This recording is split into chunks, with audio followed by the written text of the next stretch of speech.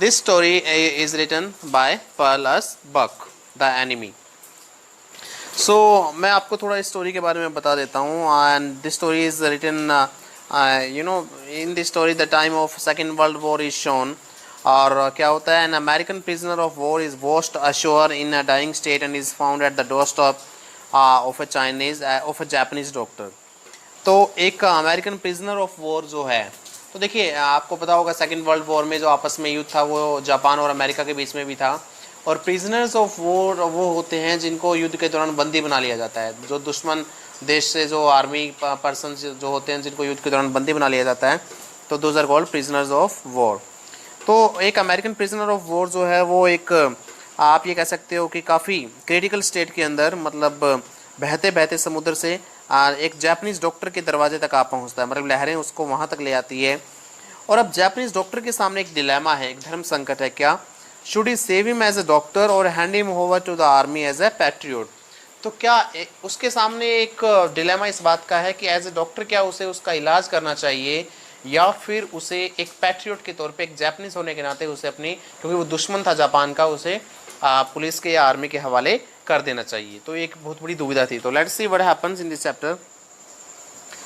Dr. Sadao Hoki's house was built on a spot of Japanese coast where as a little boy he had often played. तो doctor सदाओ होकी का घर कहाँ बना हुआ था? Japan के एक समुद्री तट के किनारे पर बना हुआ था, ठीक है, जहाँ पर अक्सर बचपन में वो खेला करता था. The low square stone house was set upon rocks well above a narrow beach that was outlined with bent pines. तो देखिए वहाँ पे जो उनका छोटा सा, मतलब नीचा घर था, ज़्यादा उसकी हाइट नहीं थी, वो स्क्वायर स्टोन से बना हुआ था और चट्टानों के ऊपर वो बना हुआ था, ठीक है. और वो बीच था वो काफ़ी नैरो था और वहाँ पे काफ़ी पाइन्स के जो ट्रीज लगे हुए थे और वो भी झुके हुए थे, ठीक है. तो ऐसी जगह पे डॉक्टर सदाओ का जो घर था वो बना हुआ था. As a boy, Sadao had climbed the pines, supporting himself on his bare feet, as he had seen men do in the South Seas when they climbed for coconuts. तो जब वो छोटा था सदाओ, तो वो अक्सर क्या किया करता था, उन पाइन्स के पेड़ पे चढ़ा करता था नंगे पैरों से. और ऐसा करते हुए उसने किसको देखा था? साउथ सीज के अंदर कुछ लोगों को देखा था जो कि कोकोनट्स के लिए पेड़ों पे चढ़ा करते थे. His father had taken him often to the islands of those seas, and never had he failed to say to the little brave boy at his side, "Those islands yonder, they are the stepping stones to the future for Japan." तो उसके जो father थे doctor सदाओ होकी के, वो उसे अक्सर उन islands पे ले जाया करते थे, समुद्र के पास जो कुछ आइलैंड्स थे, और हमेशा वो उस छोटे से बहादुर बच्चे को ये बात कहा करते थे कि ये जो आइलैंड्स देख रहे हो ना उस पार, वो क्या है, जापान के भविष्य के लिए स्टेपिंग स्टोन्स है. मतलब इन्हीं जो आइलैंड्स पे जाके आप आगे का भविष्य अपना मतलब इम्प्रूव कर पाओगे. जापान के लिए, भविष्य के लिए वो स्टेपिंग स्टोन्स के जैसे हैं. तो सदाओ ने एक क्वेश्चन किया था सीरियसली उनसे कि where shall we step from them. Sadao had asked seriously, कहते हैं कि पापा हम उन पे चढ़ के कहाँ जाएंगे, उन स्टेपिंग स्टोन्स पे, हमारा फ्यूचर कैसा होगा. कहने का मतलब who knows, his father had answered, who can limit our future, it depends on what we make it. तो उसके पापा ने भी ये जवाब दिया था कि कौन जानता है और कौन हमारे फ्यूचर को लिमिट कर सकता है. मतलब जो संभावनाएं हैं वो असीमित होती है, हम जो चाहें अपनी ज़िंदगी में जितनी भी चाहें प्रोग्रेस कर सकते हैं. ये उनका जवाब था. Sadao had taken this into his mind as he did everything his father said.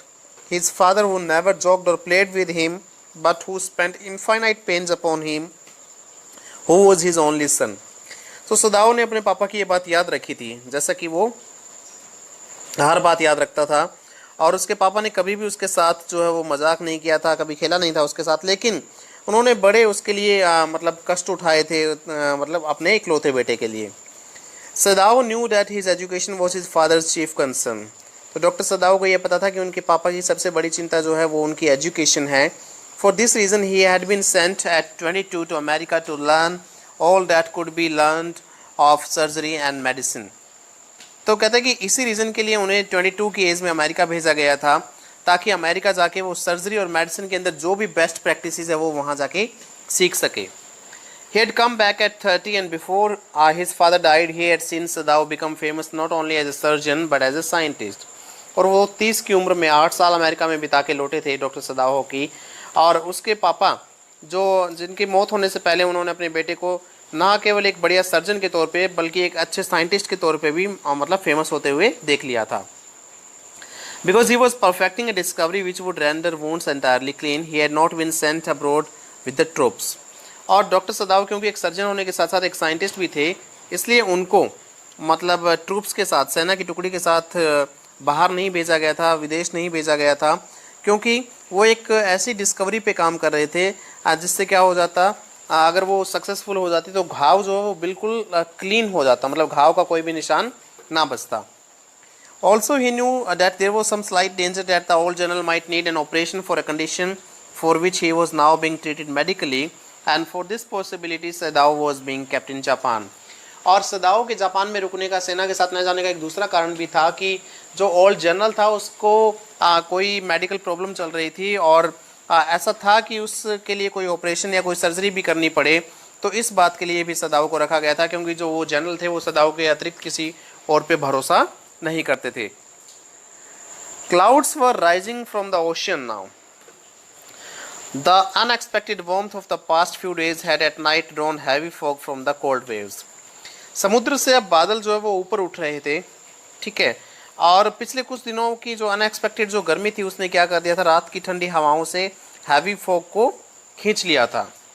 Sadao watched mists hide outlines of a little island near the shore and then come creeping up the beach below the house are wreathing around the pines. तो सदाओ क्या देख रहा था, सदाओ वहीं अपने घर के पास खड़ा हुआ देख रहा था कि किस तरह से जो कोहरा है वो एक पास ही के एक आइलैंड को पूरी तरीके से उसकी आउटलाइंस को छुपा रखा है उस कोहरे ने, जो धुंध वहाँ पे आई हुई थी समुद्र तट के पास और उसके घर के पास, और किस तरीके से वो कोहरा रेंगता हुआ बीच से होता हुआ उसके घर के पास आ रहा था और पाइन्स की जो वहाँ पे पेड़ लगे थे उनको चारों तरफ से घेर रहा था। In a few minutes, fog would be wrapped about the house too. और सदाओ ये भी जानता था कि कुछ ही मिनट में ये जो कोहरा ये धुंध थी उसके घर को भी घेर लेगी। Then he would go into the room where Hannah, his wife, would be waiting for him with the 2 children. और उसके बाद वो अपने कमरे में चला जाएगा, अपने घर में चला जाएगा जहाँ पे हना जो थी उसकी वाइफ वो उसके 2 बच्चों के साथ उसका इंतजार कर रही होगी। But at this moment the door opened and she looked out, a dark blue woolen haori over her kimono. तो अभी जो है उसी टाइम क्या हुआ कि जब वो ये सोच ही रहा था तो अचानक से दरवाज़ा खुला और हना ने बाहर देखा। हना ने क्या डाला हुआ था, she had worn a dark blue woollen haori over her kimono. Kimono एक जो होती है वाइट स्लीव जापानीज ड्रेस होती है और उसके ऊपर उसने क्या एक हैवरी डाला हुआ था, ठीक है, एक वुलन हैवरी। तो ये भी क्या होता है, किमोनो के ऊपर डाला जाने वाला एक गारमेंट होता है। She came to him affectionately and put her arm through his as he stood smile and said nothing. तो वो बड़े प्यार से उसके पास आती है और अपनी जो है बाजू उसकी बाजू पे रख देती है और वो खड़ा रहता है और उसकी तरफ मुस्कुराता है और कुछ भी नहीं कहता। He had met Hannah in America, but he had waited to fall in love with her until he was sure she was Japanese. वो पहली बार हना से अमेरिका में मिला था जब वो पढ़ने के लिए गया हुआ था, लेकिन उसने तब तक इंतज़ार किया था, मतलब प्यार में पड़ने से तब जब तक कि वो पूरी तरीके से उसे ये कंफर्म नहीं हो गया था कि वो जापानीज़ थी। His father would never have received her unless she had been pure in her race. उसके पापा डॉक्टर सदाओ के पापा हना को कभी भी एक्सेप्ट ना करते अगर वो पूरी तरीके से मतलब उन्हीं की रेस की नहीं होती या जापानीज़ नहीं होती। He wondered often whom he would have married if he had not met Hannah, and by what luck he had found her in the most casual way, by chance literally at an American professor's house. वो कई बार अक्सर ये सोचता था कि वो किससे शादी करता अगर हना उसे ना मिली होती, और किस तरीके से किस्मत से वो उसे एक बहुत ही कैजुअल तरीके से मिली थी, बाय चांस मिली थी, बल्कि एक अमेरिकन प्रोफेसर के घर पे। The professor and his wife had been kind people anxious to do something for their new foreign students, and the students though bored had accepted this kindness. जो professor साहब थे और उनकी जो वाइफ थी वो काफ़ी काइंड लोग थे, बड़े दयालु थे, और उनके मन में ये रहते थे कि अपने जो नए उनके जो फॉरेन स्टूडेंट्स थे उनके लिए वो कुछ ना कुछ करें। और जो उनके स्टूडेंट्स थे उनसे बोर तो हो जाते थे, लेकिन फिर भी उनको उन प्रोफेसर सर और उनकी वाइफ की जो दयालुता थी वो पसंद आती थी। Sadao had often told Hannah how nearly he had not gone to Professor Harley's house that night. और सदाओ ने हना को बताया भी था कि लगभग सदाओ का मन ये हो चला था कि वो उस रात प्रोफेसर हार्ले के घर नहीं जाएगा। ठीक है। The rooms were so small, the food so bad, the professor's wife so voluble, but he had gone and there he had found Hannah, a new student, and had felt he would love her if it were at all possible. क्योंकि अक्सर students वहाँ bore इसलिए हो जाते थे क्योंकि professor Harley का जो घर था वो छोटा था, वहाँ खाना भी इतना अच्छा नहीं बनता था, उनकी वाइफ बड़ी बातूनी थी, बहुत ज़्यादा बोलती थी, लेकिन फिर भी वो गया था और वहाँ पे उसे हना मिली थी, एक नई स्टूडेंट, और उसने उसी टाइम ये महसूस किया था कि अगर ये पॉसिबल हो पाया तो वो हना से प्यार करेगा, मतलब उसके फादर की अगर ये परमिशन मिल पाई और अगर वो जापानीज निकली तो। Now he felt her hand on his arm and was aware of the pleasure it gave him, even though they had been married years enough to have the 2 children. और अब क्या महसूस किया, अब देखिए उनके घर की बात बताई जा रही है कि किस तरह कोहरा छाया हुआ था, तो वापस वो यादों में मतलब खोया हुआ था आज जब हना उससे पहली बार मिली थी, और अब वापस वो प्रेजेंट सिनेरियो में आ जाता है कि अब उसे उसका हाथ जो है अपनी बाजू पे महसूस होता है, और ये बात उसे बड़ी खुशी दे रही थी और वो इस बात से अवेयर भी था। हालांकि उनकी शादी हुई इतने साल हो चुके थे, उनके 2 बच्चे भी थे, लेकिन आज भी मतलब वो बात उसे खुशी दे रही थी। For they had not married heedlessly in America. They had finished their work at school and had come to Japan, and when his father had seen her, the marriage had been arranged in the old Japanese way, although Sadao and Hana had talked everything over beforehand.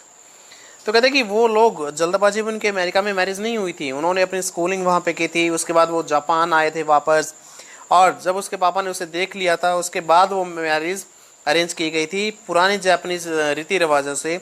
और हालांकि इसके बारे में सदा और हना ने पहले ही सारी तैयारियां कर ली थी, बातचीत कर ली थी। दे वर परफेक्टली हैप्पी, शी लेड हर चिक अगेंस्ट हिज आर्म। वो लोग बड़े खुश थे और उसने क्या किया, अपना जो गाल था उसकी बाजू पर टिका दिया हना ने। It was at this moment that both of them saw something black come out of the mist. It was a man. He was flung up out of the ocean, flung, it seemed, to his feet by a breaker.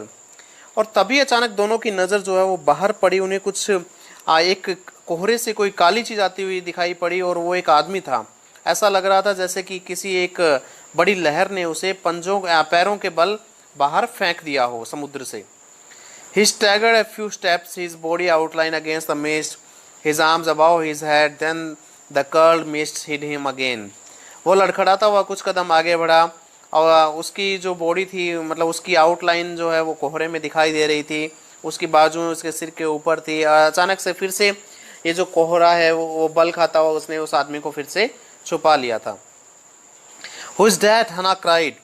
हना एकदम से चिल्ला के बोलते कि वो कौन है। She dropped Sadao's arm and they both leaned over the railing of the veranda. तो उसने सदाओ की बाजू छोड़ दी थी और अब दोनों वो बरामदे की रेलिंग जो थी उससे झुककर उसे देखने की कोशिश करने लगी कि कौन आ रहा था। Now they saw him again. और अब वो आदमी उन्हें फिर से दिखाई दिया। The man was on his hands and knees crawling. वो आदमी अपने हाथों और घुटनों के बल चल रहा था, रेंग सा रहा था। Then they saw him fall on his face and lie there. और उसके बाद उन्होंने देखा कि वो अपने मुंह के बल गिर पड़ा है और वहीं पे रह गया है। A fisherman perhaps, Sadao said, washed from his boat. He ran quickly down the steps and behind him. तो सदाओ कहता है कि शायद कोई मछुआरा है और हो सकता है कि अपनी बोट से बह गया हो वो समुद्र में। वो तेज़ी से सीढ़ियों से उतरता है और उसके पीछे पीछे हना केम, हर वाइट स्लीव्स फ्लाइंग। और पीछे पीछे उसकी वाइफ हना आती है और उसने जो वो पहना होता है जापानीज जो गारमेंट है उसकी वाइट स्लीव्स थी, तो वो उसके नीचे उतरने से वो उड़ रही होती है हवा में। A mile or two away on either side there were fishing villages, but here was only the bare and lonely coast, dangerous with rocks. 1 मील या 2 मील दूरी पे दोनों तरफ क्या थे, फिशिंग विलेजेस थे जहाँ पे काफ़ी मछुआरे थे, लेकिन यही एकमात्र जो था वो खाली और अकेला कोस्ट था। और ये बड़ा मतलब खतरनाक था क्योंकि यहाँ पे बड़ी खतरनाक चट्टानें थी। The surf beyond the beach was spiked with rocks. और लहरों को यहाँ पर किनारे पर जो थी वो मतलब काफ़ी चट्टानें वो क्या कर देती थी, चीर देती थी। मतलब चट्टानों के आप ये कह सकते हो कि तीखे ऐसे सिरे थे जिससे अगर कोई मतलब लहर किसी को कोई इंसान को अगर बाहर फेंके तो वो चट्टानों पे आके गिरता और उसको वो चुभ जाती थी। Somehow the man had managed to come through them. He must be badly torn. और जैसे जैसे वो आदमी उन रोक से, उन नुकीली रोक से बच के आ गया था आगे, और ये तो श्योर था कि वो बुरे तरीके से उसे घाव मतलब आए होंगे या वो जख्मी हुआ होगा उन चट्टानों से। They saw when they came toward him that indeed it was so. और जब वो उसके नज़दीक आए तो उन्होंने देखा कि सच में ऐसा ही था। The sand on one side of him had already a stain of red soaking through. क्योंकि उसकी तरफ जो एक मतलब उसकी एक साइड की तरफ जो मिट्टी थी वहाँ पर जो है रेड सोकिंग थी, मतलब एक धब्बा था मतलब खून का, और वो काफ़ी मतलब उसकी बॉडी उसमें भीग गई थी और मिट्टी भी काफ़ी उसमें भीग गई थी। He is wounded, Sadao exclaimed. सदाओ ने मतलब कहा कि ये तो जख्मी है। He made haste to the man who lay motionless, his face in the sand. तो उसने जल्दबाजी की, उसके घाव को देखने की कोशिश की, और वो आदमी जो था वो बेजान वहाँ पे पड़ा था, उसका चेहरा मिट्टी में धंसा हुआ पड़ा था। An old cap stuck to his head soaked with sea water. और एक पुरानी सी कैप जो थी वो उसके सिर के चिपकी हुई थी, जो कि समुद्र के पानी से पूरी तरीके से भीगी हुई थी। He was in wet rags of garments. और उसने फटे, आप ये कह सकते हो कि उसके जो कपड़े थे वो काफ़ी मतलब पुराने से हो गए थे या फिर काफ़ी फट चुके थे, रैग्स जैसे बन चुके थे वो। Sadao stopped Hana at his side and turn the man's head, they saw the face. Sadao रुका, हना उसके साइड में थी, और उन्होंने जैसे उस आदमी का फेस टर्न किया, उसका हेड टर्न किया, तो उन्होंने उसका चेहरा देखा। अ वाइट मैन, हना विस्पर्ड, हना धीरे से बोली कि ये तो एक वाइट मैन है। Yes, it was a white man. The wet cap fell away and there was his wet yellow hair, long as though for many weeks it had not been cut, and upon his young and tortured face was a rough yellow beard. He was unconscious and knew nothing that they did for him. हाँ, ये एक white man ही था, और उसकी जो wait cap थी वो एक तरफ गिर गई, और उसका जो उसके बाल थे वो येलो कलर के थे, इतने बड़े हो गए थे जैसे कि काफ़ी वीक से इन्हें काटा नहीं गया हो, और उसके उस नौजवान और सताए हुए चेहरे पर रफ येलो कलर की बियर्ड थी। वो बेहोश था और उसे कुछ भी पता नहीं चल रहा था कि वो लोग उसके लिए क्या कर रहे थे। Now Sadao remembered the wound and with his expert fingers he began to search for it. और अब सदाओ को वो घाव ध्यान में आया, और अपनी एक्सपर्ट फिंगर से वो क्या करने लगा, उसे उसकी तलाश करने लगा, उसे सर्च करने लगा, मतलब घाव ढूंढने की कोशिश करने लगा। Blood flowed freshly at his touch. On the right side of the lower back, Sadao saw that a gun wound had been reopened. और जैसे ही सदाओ ने उसे मतलब टच किया तो फिर से खून बहने लगा उस घाव को टच करने से। उसकी राइट साइड जो लोअर बैक थी वहाँ पे सदाओ ने देखा कि एक जो है गन का जख्म है जो कि दोबारा खुल गया है, मतलब वहाँ पे गोली लगी हुई थी और वो घाव अब फिर से मतलब खुल गया है, ओपन हो गया है। The flash was blacken with powder. और जो वहाँ पे जो मांस था वो गन पाउडर से क्या हो गया था, ब्लैक हो गया था।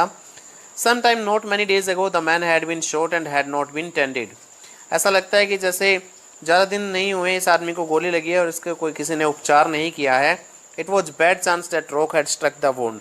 और ये उसकी बदकिस्मती थी कि चट्टानों ने से फिर से वो घाव ओपन हो गया था और उससे खून बहने लगा था। Oh, how he is bleeding, Hannah whispered again in a solemn voice. The mist screened them now completely, and at this time of day no one came by. The fishermen had gone home, and even the chance beachcombers would have considered the day at an end. तो हना धीरे से कहती है एक गंभीर आवाज़ में कि अरे देखो इसका कितना खून निकल रहा है, और जो कोहरा था वो अब उन्हें कम्प्लीटली कवर कर लेता है। और उस दिन के उस समय कोई भी वहाँ आता भी नहीं था और आया भी नहीं। फिशरमैन जो थे वो पहले ही घर जा चुके थे, और जो बीच कॉम्बर्स थे, जो बीच पर कुछ वैल्यूएबल्स की तलाश में जो चीज़ें ढूंढने आते थे, वो लोगों ने समझा होगा कि आज का दिन अच्छा नहीं है, ख़राब है, कोहरा वगैरह छाया हुआ है, तो वो लोग भी इधर नहीं आए होंगे। What shall we do with this man, Sadao muttered. Sadao हल्के से बुड़बुड़ाता कि हम इस आदमी का क्या करें। But his trained hand seemed of their own will to be doing what they could to staunch the fearful bleeding. Sadao ये सोच रहा था कि इस आदमी के साथ क्या किया जाए, क्योंकि वो एक वाइट मैन था, ठीक है, और लेकिन जो उसके ट्रेंड हैंड्स थे, एक डॉक्टर के जो हैंड्स थे उसके, वो अपने आप ही क्या करने लगे, अपना काम करने लगे, और जो बड़ी भयानक अंदाज से उसके घाव से खून निकल रहा था तो वो उसे रोकने की कोशिश करने लगे कि कुछ ना कुछ वहाँ पर स्टॉन्च करके उस घाव को रोका जाए, कुछ फीलिंग करके उसमें। He packed the wound with the sea moss that strewed the beach. और उस बीच पर क्या थी, कुछ काई वगैरह वहाँ पे फैली हुई थी, तो उसने क्या किया, कुछ काई की हेल्प से उस घाव से बहते हुए खून को रोकने की कोशिश की, उससे उस घाव की पैकिंग की। The man moaned with the pain in his stupor but he did not awaken. बेहोशी में वो आदमी कराया लेकिन वो उठा नहीं नींद से। The best thing that we could do would be to put him back in the sea, Sadao said answering himself. Sadao खुद ही अपने क्वेश्चन का जवाब दे देता है कि सबसे अच्छा तो ये रहेगा कि हम इस आदमी को वापस समुद्र में डाल दें। नाउ डेट, क्योंकि देखिए ये एक वाइट मैन था जो उनका दुश्मन था, ठीक है, तो इसलिए वो लोग ये बातें कर रहे हैं।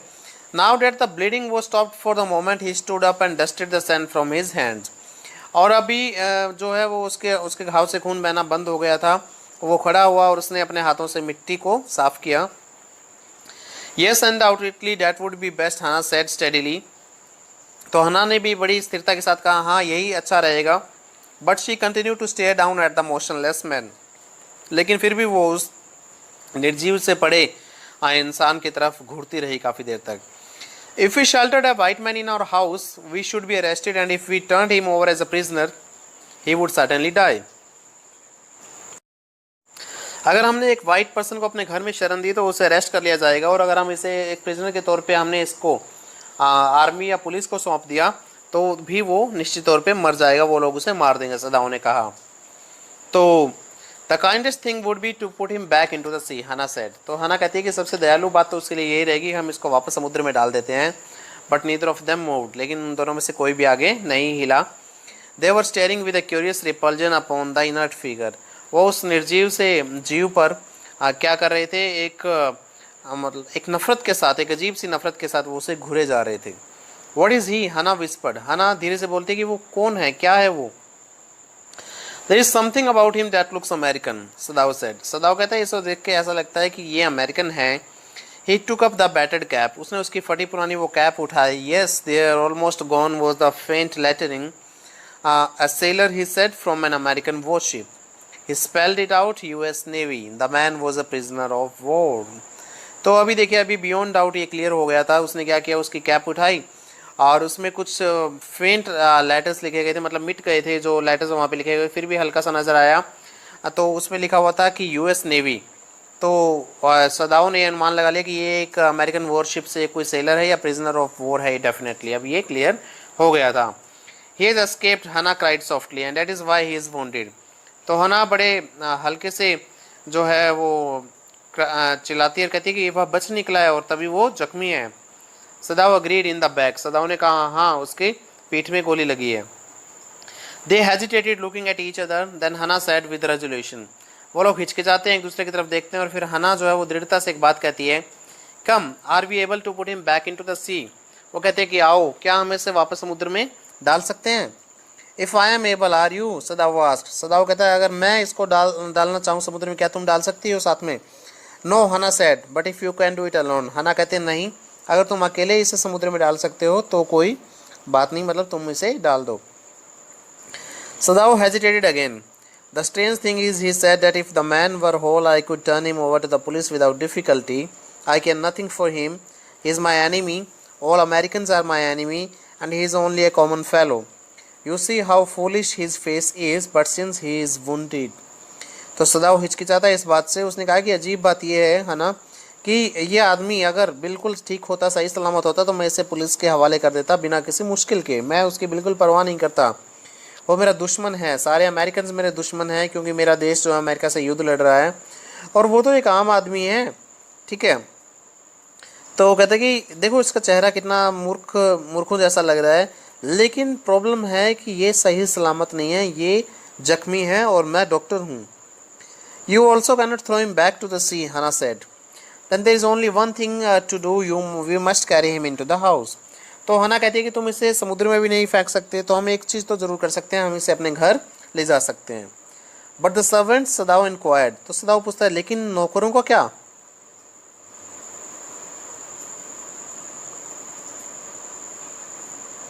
We must simply tell them that we intend to give him to the police, as indeed we must, Sadao. We must think of the children and your position. It would endanger all of us if we did not give this man over as a prisoner of war. तो Hana कहती है कि हम उन्हें बता देंगे कि हम इसे पुलिस के हवाले करना चाहते हैं और सदाओ हम सच में ऐसा करेंगे भी और करना भी चाहिए। और हमें बच्चों के बारे में भी सोचना है, तुम्हारी पोजीशन के बारे में भी सोचना है कि तुम इतने रिस्पेक्टेड सर्जन हो यहाँ पे। ये सभी ये हम सबको खतरे में डाल देगा, ठीक है, अगर हमने इस आदमी को पुलिस के हवाले नहीं किया तो। Suddenly सदाव agreed, I would not think of doing anything else. तो सदाव कहता है बिल्कुल मैं कुछ और करने के बारे में सोचूंगा भी नहीं। This agreed together they lifted the man, और इस तरह से सहमत होकर उन दोनों ने उस आदमी को उठाया। He was very light like a fowl that had been half starve for a long time until it is only feathers and skeleton. और वो जो था आदमी एक मुर्गे के जैसा कमज़ोर हो गया था जिसको काफ़ी टाइम तक भूखा रखा गया हो। और वो जैसे भूखा रखने से मुर्गे के सिर्फ पंख और स्केलेटन ही बचते, इस तरीके से वो लाइट वेट हो गया था वो person. So his arms hanging they carried him up the steps and into the side door of the house. तो इस तरीके से उसे वो उठाकर ले जाते हैं घर के साइड वाले दरवाजे से, और उसकी बाजू में लटक रही होती है जब उसे लेके जाते हैं।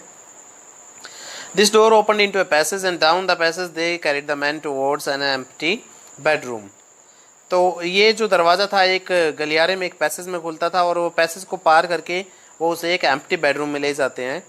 It had been the bedroom of Sadao's father, और ये बेडरूम सदाओ के फादर का था। And since his death it had not been use, और उनकी मौत के बाद इसे यूज़ ही नहीं किया था। They laid the man on the deeply matted floor, उन्होंने उस आदमी को एक मतलब यू कैन से एक थिक वहाँ पे मैट थी उसके ऊपर, फ्लोर के ऊपर, उसके ऊपर लेटा दिया। Everything there had been Japanese to please the old man who would never in his own home sit on a chair or sleep in a foreign bed. तो कहते हैं कि उस आदमी के घर में जो सदाओ के फादर थे जो अब जिंदा नहीं थे, तो हर चीज़ जो थी वो जापानीज तरीके से रखी गई थी। उन्हीं का ये बेडरूम था ताकि वो खुश रहें, क्योंकि वो अपने रूम में अपने घर में कोई चेयर या कोई फॉरेन बेड जो था मतलब किसी और देश का वो बर्दाश्त नहीं कर सकते थे। Hana went to the wall cupboards and slid back a door and took out a soft quilt.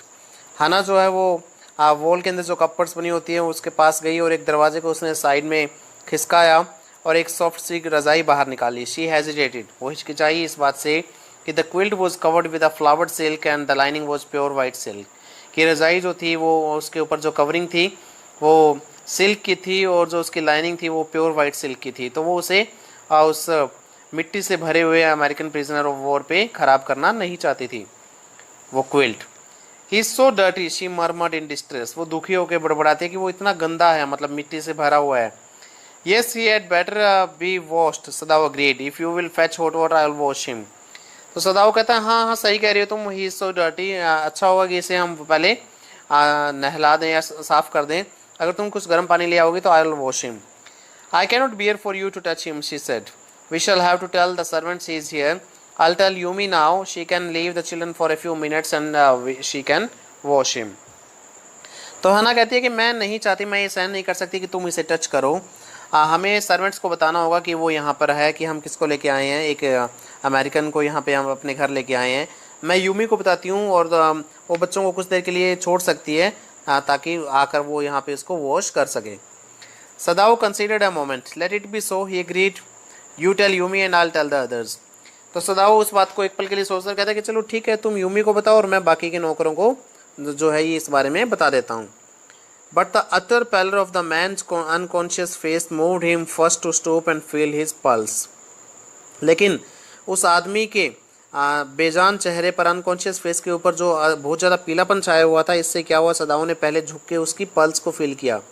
It was faint but it was there, ये हल्की थी लेकिन अभी भी चल रही थी। He put his hand against the man's cold breast, उसने अपना हाथ उस आदमी की जो ठंडी ब्रेस्ट थी, छाती थी, उसके ऊपर रखा। The heart too was yet alive, और उसका दिल भी अभी जिंदा था, मतलब चल रहा था, धड़कन चल रही थी उसकी। He will die unless he is operated upon, Sadao said, considering the question is whether he will not die anyway. तो सदाओ कहता है कि अगर इसका ऑपरेशन नहीं किया गया तो ये मर जाएगा। और उसके बाद वो खुद ही सोचता है कि बात ये है कि क्या इसके किस्मत में मरना ही नहीं लिखा है क्या, मतलब ऑपरेशन ना किया तो भी मर जाएगा और ऑपरेशन करने के बाद ये कौन सा जिंदा बचेगा अगर हम इसे पुलिस के हवाले कर देंगे तो। Hanna cried out in fear, don't try to save him, what if he should live. Hanna डर से चिल्लाती है, कहती है कि इसे बचाने की कोशिश मत करो, क्या होगा अगर ये जिंदा हो जाएगा तो, मतलब क्या होगा अगर ये जिंदा हो गया तो। What if he should die, Sadao replied, Sadao जवाब देता है क्या हो जाएगा अगर ये मर गया तो। He stood gazing down on the motionless man, वो उस निर्जीव से आदमी की तरफ अजीब तरीके से घूरता हुआ वहां पे खड़ा रहा।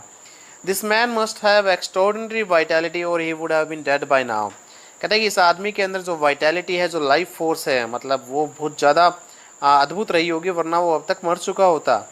But then he was very young, perhaps not yet 25, लेकिन इसके साथ साथ वो एक बात और भी थी कि वो काफ़ी यंग था, अभी शायद 25 ईयर्स का भी नहीं था। तो हना पूछती है उसे, you mean die from the operation, Hanna कहती है तुम्हारे कहने का मतलब क्या है कि ऑपरेशन से मर जाएगा। हना आस्क्ड, यस सदाव सेड, सदाव ने कहा हाँ। हना considered this doubtfully and when she did not answer सदाव turned away, हना इस बात को थोड़ा सा डाउटफुल तरीके से कंसीडर करने लगी, क्योंकि उसको पता था कि उसका हस्बैंड एक अच्छा सर्जन है और वो उसे मरने नहीं देगा। और जब उसने कोई जवाब नहीं दिया तो सदाव जो है वो दूसरी तरफ मुड़ गया। At any rate something must be done with him, he said, तो उसने कहा कि किसी न किसी कीमत पे कुछ ना कुछ तो इसके साथ किया जाना चाहिए। And first he must be washed, और सबसे पहला स्टेप इसे मतलब साफ किया जाना चाहिए। He went quickly out of the room and Hana came behind him, she did not wish to be left alone with the white man, वो एकदम से कमरे से बाहर आया और हना उसके पीछे पीछे आ गई, क्योंकि वो उस वाइट मैन के साथ अकेले छोड़े जाना नहीं चाहती थी। He was the first she had seen since she left America, and now he seemed to have nothing to do with those whom she had known there. Here he was her enemy, a menace living or dead. तो ये जब से उसने America छोड़ा था हना ने, तो एक पहला एक वाइट मैन था जो वो देख रही थी, और अब वो समझती थी कि उन लोगों से जो वहाँ रहते थे या उन अमेरिकन से उसका कोई लेना देना नहीं था, और ये यहाँ तो उसका दुश्मन था, एक खतरा था उन लोगों के लिए, जिंदा या मुर्दा दोनों ही सूरत में।